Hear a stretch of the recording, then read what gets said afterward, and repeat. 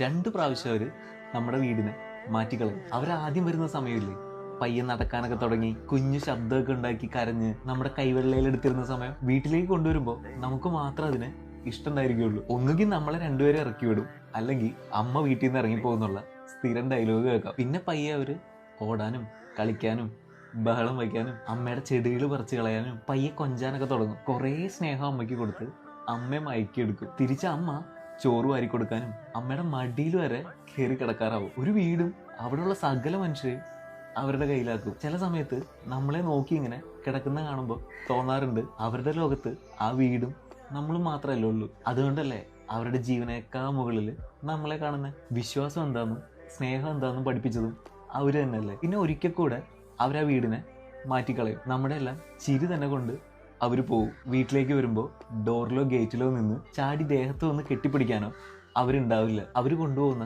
ആ സൈലൻസ് മാറി വരാൻ തന്നെ എത്ര നാളെടുക്കുമെന്ന് പോലും അറിയില്ല.